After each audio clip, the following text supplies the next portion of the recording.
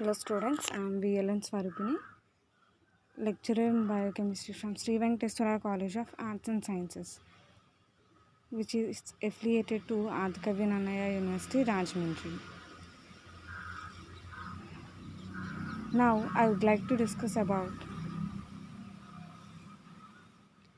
third BSc biochemistry elective paper, that is basic microbiology. From this paper we have discussed different topics from unit 1 and 2. Now we are seeing the topics from unit 3. Now let's start the class. So let's see the topic amoeba, and the disease caused by amoeba is amoebiasis. Now let's see about this.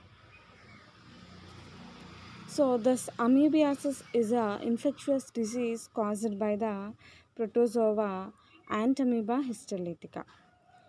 This amoebiasis is a common infection of the human gastrointestinal tract. That means whatever this protozoa Entamoeba histolytica is present, it will infect our gastrointestinal tract.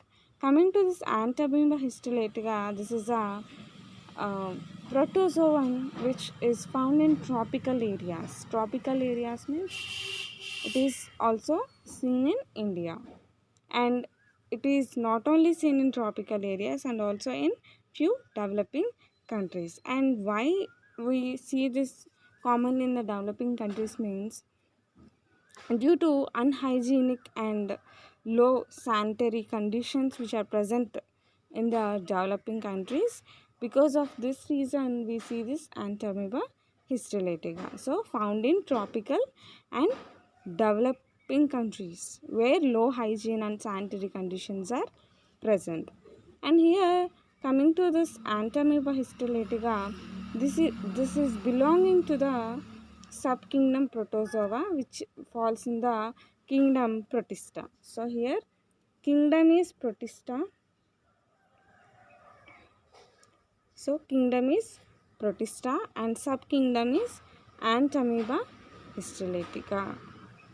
Sorry, kingdom is Protista and subkingdom is Protozoa, under which this Entamoeba histolytica is seen.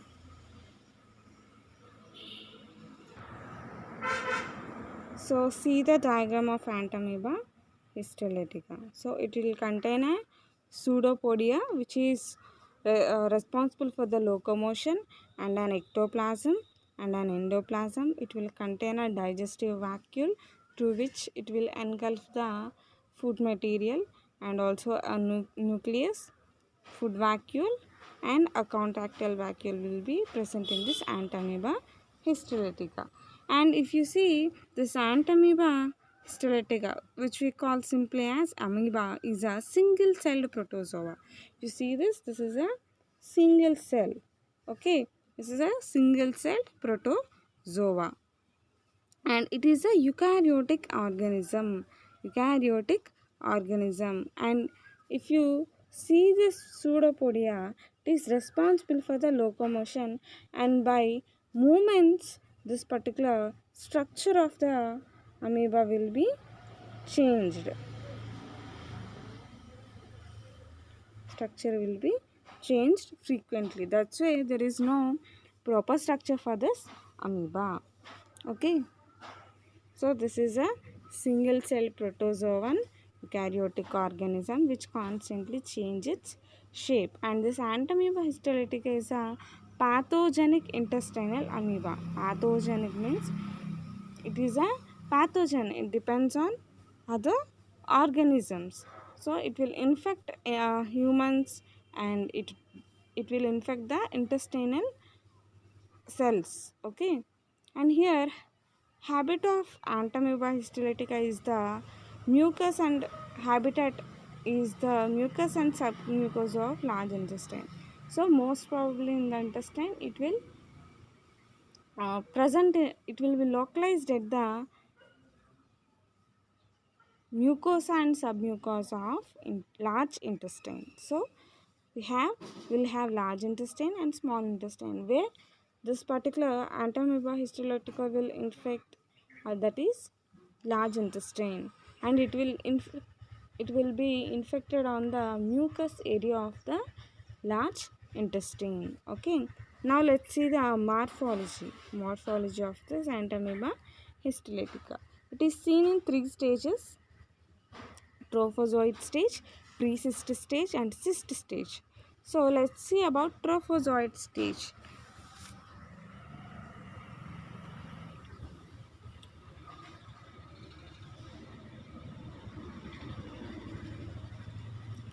So this trophozoite stage, in which this invasive form of the parasite passed only in feces of patients during active dysentery.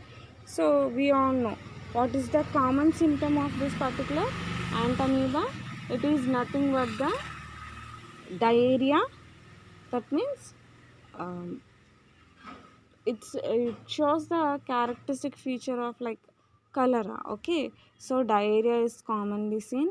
And if you see about this amoebiasis, it is commonly called as food poisoning.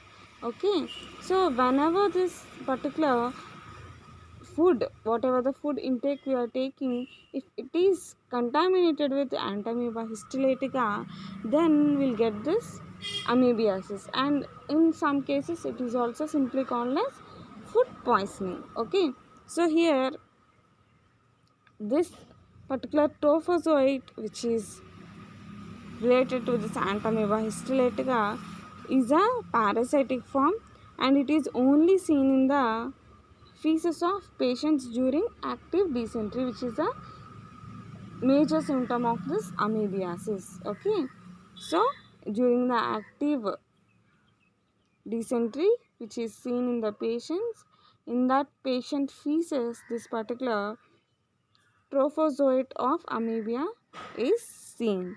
And if you see the size of this particular trophozoite, it is 0.8 to 30 mm in size. And if you see the trophozoite, it's in its body, just see this. So this is the trophozoite. Here whatever the cytoplasm is there, it is distinguished into ectoplasm and endoplasm. So this is the ectoplasm and this is the endoplasm. So this is the ectoplasm and this is the endoplasm. So this is in this manner the cytoplasm is differentiated. Coming to ectoplasm, it is a clear, well developed pseudopodia. It is a clear structure and it contains a pseudopodia. If you see, this is the pseudopodia. Okay, and endoplasm, it is a dense and fine granular enclosed with food vacuoles and RBC. So it is enclosed with food vacuoles and RBC also. Okay, it is a granular structure and ectoplasm is a granular region. So this is a granular region and this is a granular region. Okay, and the next one is nucleus. We will also see one large nucleus, which is a spherical in condition. So the spherical nucleus, it will contain central karyosome and peripheral, it is distributed with a small chromatin dots. So at the peripheral region, small chromatin dots are present. If you see the size of this nucleus, it is 4 to 6. It is 4 to 6 mm in size. So if you see the overall size of the Entamoeba cell, it is 0.8 to 30 mm. And coming to nucleus size, it is 4 to 6 mm in size.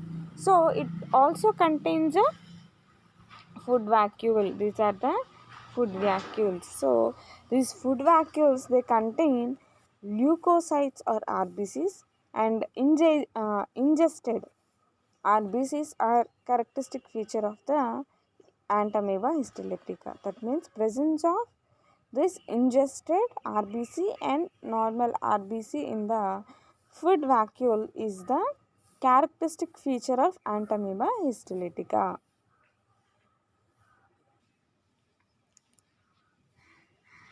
Okay, so af- along with all these, it also contains pseudopodia. Okay, so the pseudopodia is seen in the region of ectoplasm, and this pseudopodia, wherever you see this pseudopodia, it is nothing but a long finger like projection of endoplasm through ectoplasm. So if you see this, it is a finger like projection. So this is a finger like projection, and it is extended from ectoplasm. It is a projection of endoplasm from ectoplasm. That means endoplasm will be projected initially, and from that this ectoplasm will be showing the projection. So you see about these trophozoites, these trophozoites are motile with active unidirectional progression and purposeful movements. That means this particular trophozoite is a motile one, and it will move in one direction. There will be no change in the direction of this particular amoeba. That means there will be no change in the pseudopodia here. So whatever the direction in which the pseudopodia started its movement, it will follow the same movement, and there will be no change in the shape of the pseudopodia, and it will move in the unidirectional way. So this is the major aspects about trophozoite. After trophozoite, we'll see pre-cyst stage. Pre-cyst stage. So if you see this pre-cyst stage, it is an intermediate stage between trophozoite and cyst. So name itself we can understand it is a pre-cyst stage. Okay, and it is oval in shape with blunt pseudopodia. It is oval in shape with blunt pseudopodia. Apart from this, there is no much to know about this pre-cyst stage. So immediately after formation of this pre-cyst, it will be converted into cyst. Now let's see about the cyst stage.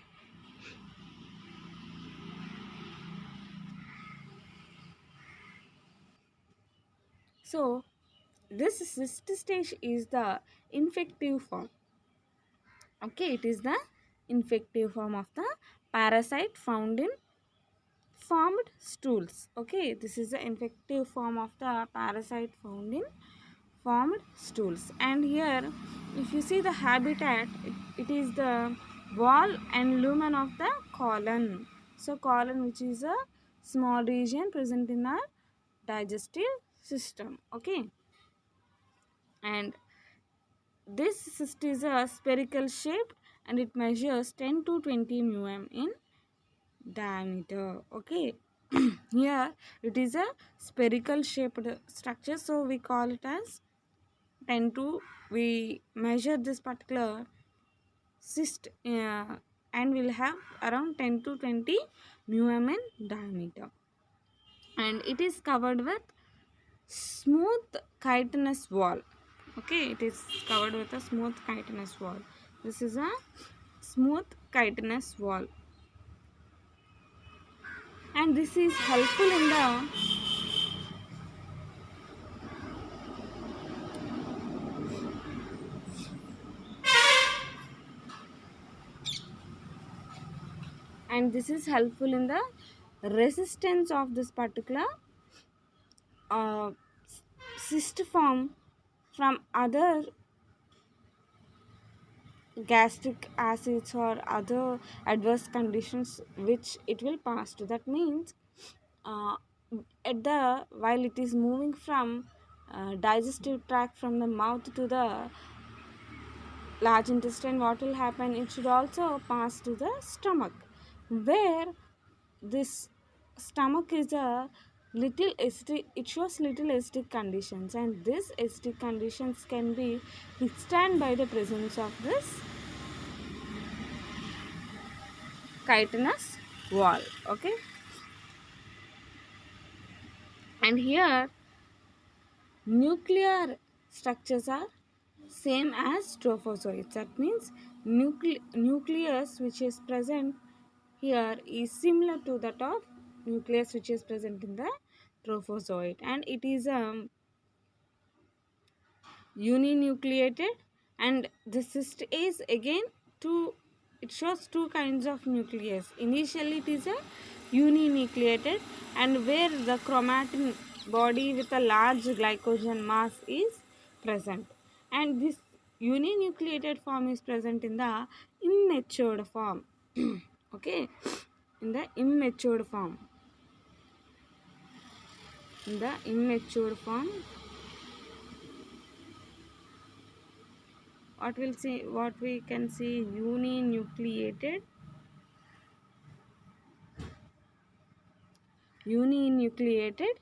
cyst will be seen.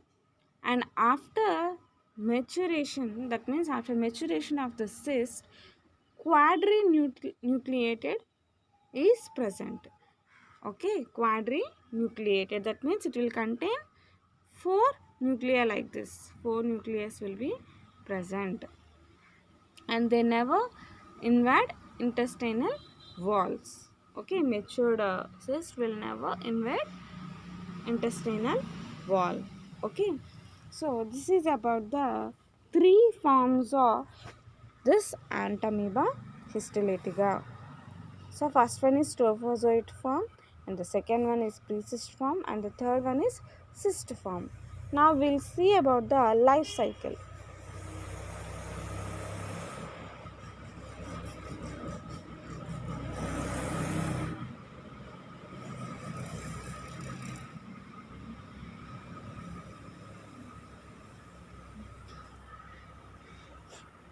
So now we can see about this life cycle. So coming to this life cycle, this Entamoeba histolytica have only one host, that is human. And coming to the life cycle, this Entamoeba histolytica will complete the life cycle in single host. Whereas in the previous class we have seen about the Plasmodium vivax, in which it will contain two host cells, that is one is humans and the other one is female Anopheles mosquito. So that particular Plasmodium vivax contains two hosts, and here coming to this Entamoeba, it will contain only one host cell, one host, that is humans, and in humans it will infect the large intestine. So it will, simply we can say, it will infect the digestive system. Okay, so let's see. So here infective form of Entamoeba histolytica is matured quadrinucleated cyst. So this particular matured quadrinucleated cyst is the major infective form of the Entamoeba histolytica, and we know this Entamoeba histolytica is in three forms, that is trophozoite form, cyst form, and precyst form. And the cyst form after maturation will form this quadrinucleated cyst. So this matured quadrinucleated cyst is the infective form in this particular Entamoeba histolytica. And coming to mode of transmission, it is feco-oral route. This is feco-oral route, and very rarely by vectors like flies and cockroaches. So on the food material in which this particular Entamoeba histolytica cyst, that is matured quadrilated cyst is present, if any flies come in contact with that particular quadrinucleated cyst, then it is possible for vector transmission. Okay, vector means here nothing but this will transfer from one place to another place. So it is nothing but the flies or cockroaches, they act as vectors in few cases. So here in this case vector transmission is very rare and fecal oral route is very commonly seen. So whenever any water bodies or any forms of food is infected with the feces, then it is possible for the fecal-oral route. So hope you got an idea about this fecal-oral route. And here humans get infected by the ingestion of mature cyst in contaminated food and water. So whatever the food or water is contaminated with this cyst, matured cyst, then humans will be infected. So here if you see about incubation period for this Entamoeba histolytica, it is commonly 2 to 4 weeks. Okay, commonly seen is 2 to 4 weeks of incubation period. And the matured cyst reaches the stomach where they resist the gastric acids with the help of this chitinous wall, as I said earlier. And after that they'll pass into the small intestine. So firstly they should reach this particular stomach in which acidic conditions are also seen, and from that it will pass to the small intestine. And in the small intestine, the enzyme like trypsin will hydrolyze or dissolve this chitinous shell to produce a quadrinucleated trophozoite. Okay, so here quadrinucleated trophozoite will be produced after the digestion of this chitinous wall or chitinous shell which is present to this particular cyst. And here this chitin is digested by enzymes like trypsin and pepsin, like that.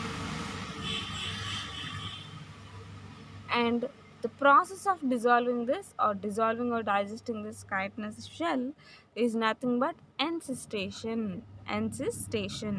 Okay, and the trophozoite nucleus further divides and it produces 8 metacyst trophozoites. It will produce 8 metacyst trophozoites.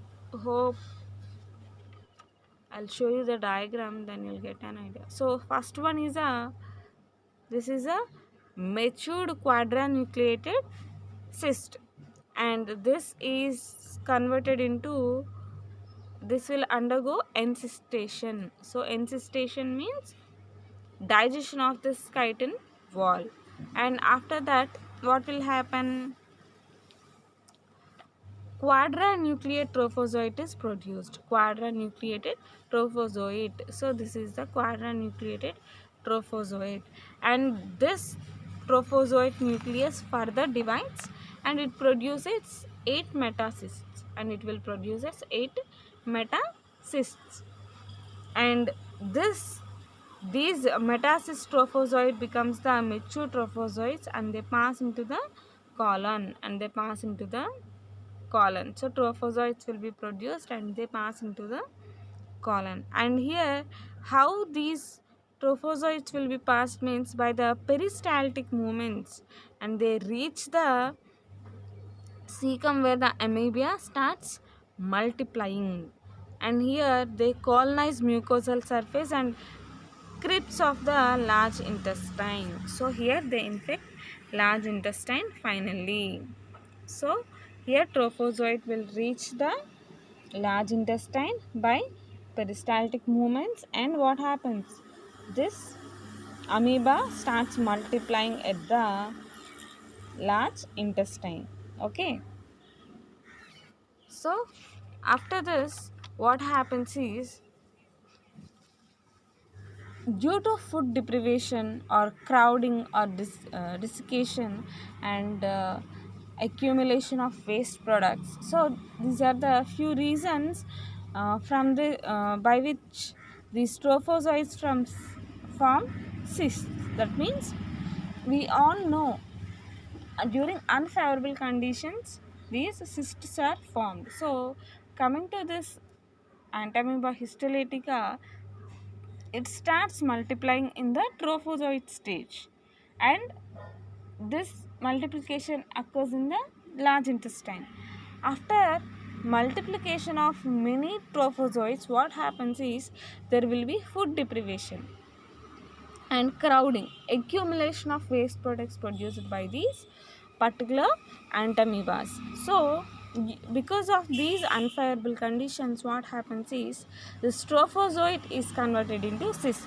So trophozoite is converted into cyst, and this cyst, what it will do, it will further uh, move through the feces, and it will enter the pre-cyst stage.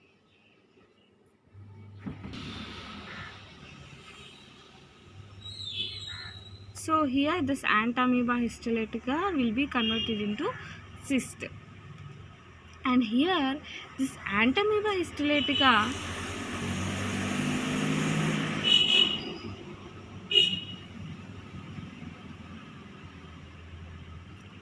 consists of enzymes such as lipases, proteases, and these are helpful in the digestion of bacteria and food vacuoles. So whatever the bacteria which enters our body, this particular Entamoeba histolytica, it will take this particular bacteria as a food material, and it will digest these bacteria in the food vacuole, and the enzymes like lipase and proteases will be helpful for the digestion of these bacteria in Entamoeba histolytica. And these enzymes can also cause lysis in epithelial cells by including cellular necrosis and apoptosis when the trophozoites come in contact with them. So these enzymes, they also helpful in the lysis of the epithelial cells of this particular trophozoite also. So damage in epithelial cells and trophozoites can penetrate into intestinal cell and blood vessels, sometimes onto the liver, brain, lungs and other organs also.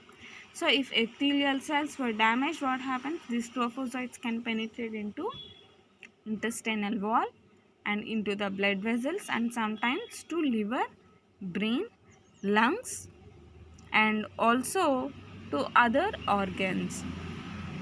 And here damage in epithelial cell leads to formation of ulcers in the tissues also. So by action of these enzymes like lipases and proteases, there will be damage in the epithelial cells, and these trophozoites can penetrate into intestinal walls and also by blood vessels, liver, brain, lungs and other organs also. And by damage in the epithelial cells, here ulcers can also be formed. Okay, so after formation of this cyst, it will be excreted from the feces. This will be excreted from the feces in a pre-cyst form, and after that it will be converted into cyst form, and again it will be converted into trophozoite, and trophozoite will undergo multiplication process. Okay, this is how the life cycle of Entamoeba histolytica will be present. Now let's see about the symptoms. So let's see about the symptoms here.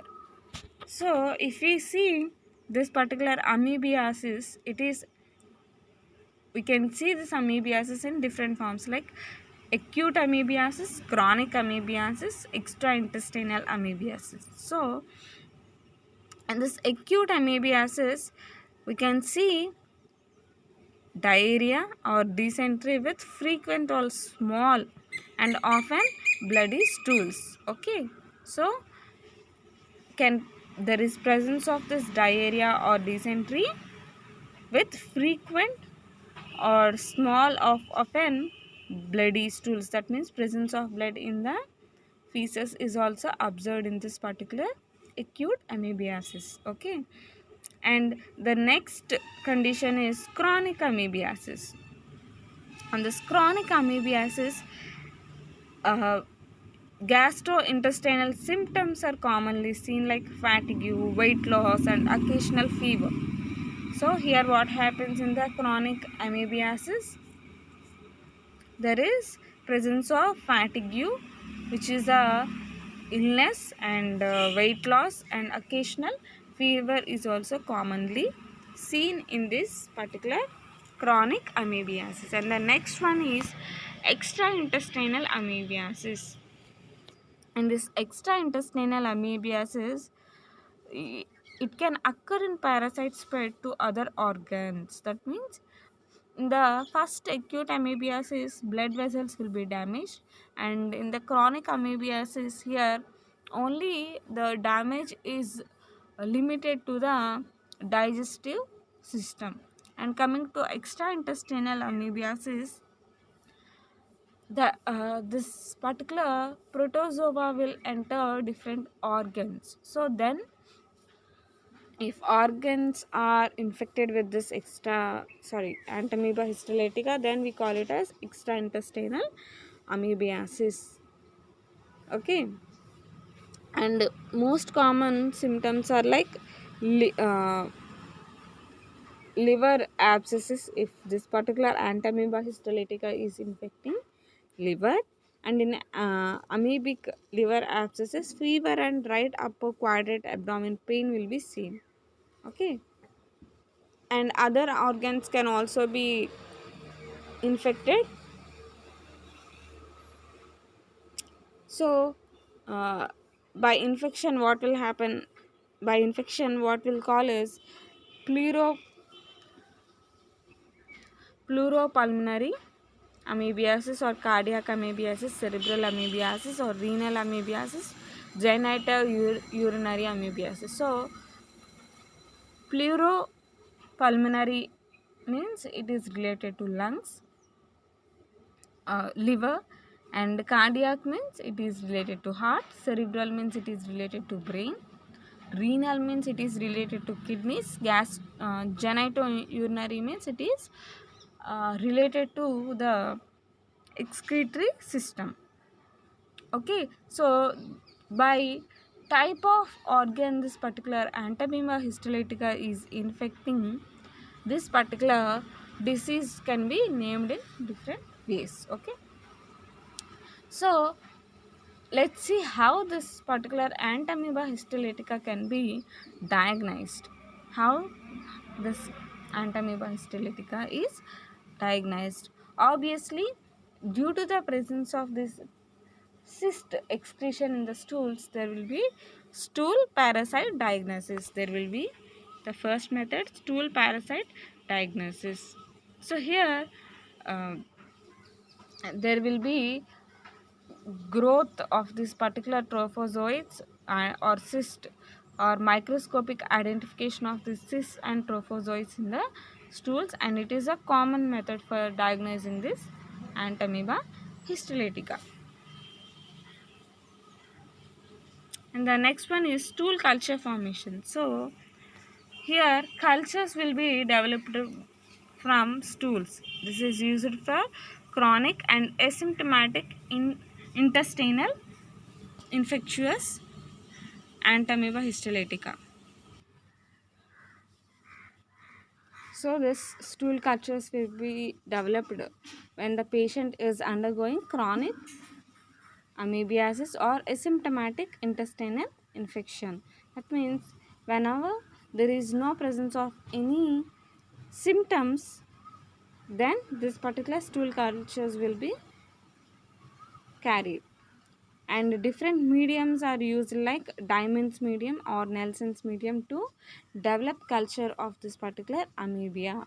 Okay, and the next method is serological digestion. Sorry, serological diagnosis.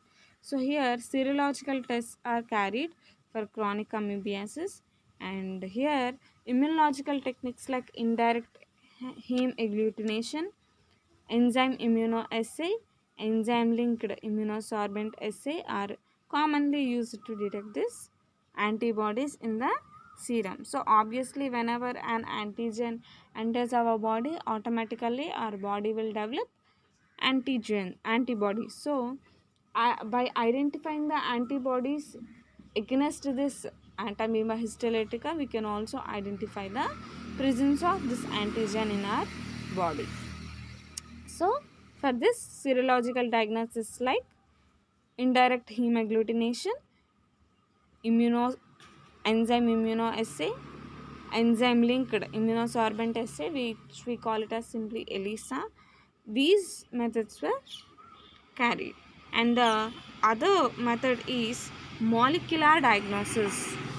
Molecular diagnosis.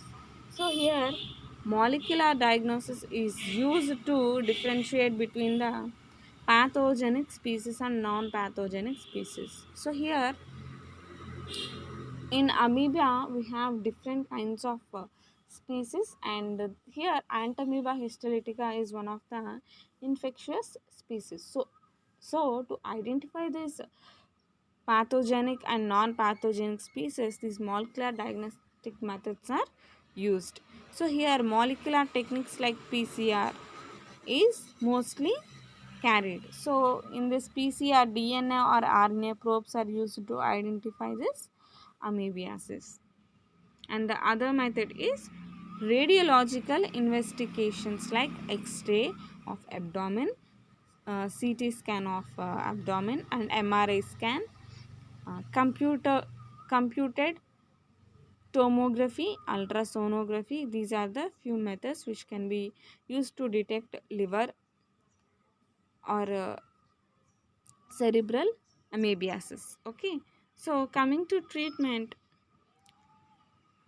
in the luminal amoebiasis, idoquinol is used with puromycin. So we know this puromycin is an antibiotic with another drug called idoquinol. And the next, if it is a tissue amoebiasis, metronidazole is used with tinidazole. Okay, and only it is only for the liver infection, then we'll use chloroquine. And intestinal, if the infection is only seen in the intestinal cells, like erythromycin and tetracycline are commonly used. So these are the different kinds of drugs which are used in the treatment of this amoebiasis. Okay, so what we have discussed, this Entamoeba histolytica is a protozoan protozoan and which is present in the kingdom Protista, and it is a tropical, it is commonly seen in tropical and developing countries. And amoeba is a single cell erythrocytic organism, and this particular Entamoeba histolytica is pathogenic intestinal amoeba. So it will infect the intestine, mostly large intestine.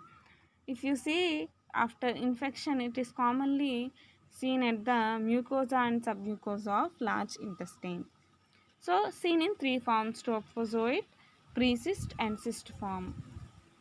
And it is infected through fecal-oral route and very rarely through vectors like flies and cockroaches. So these are the uh, few points about this particular amoeba. And treatment, and coming to diagnosis, we can use different kinds of diagnostic methods like molecular diagnosis, serological diagnosis, stool culture development, and radiological investigations can be carried.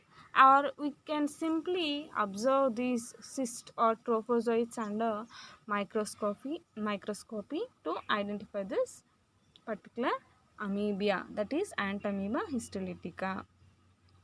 So This is how we can diagnose. And coming to treatment, we can use different drugs like and here treatment is also based on the location of the infection. So if it is in the lumen, we use indoquinol or neuromycin, and if it is in tissues, we use metronidazole and tinazole, and if infection is seen in liver, we will use chloroquine.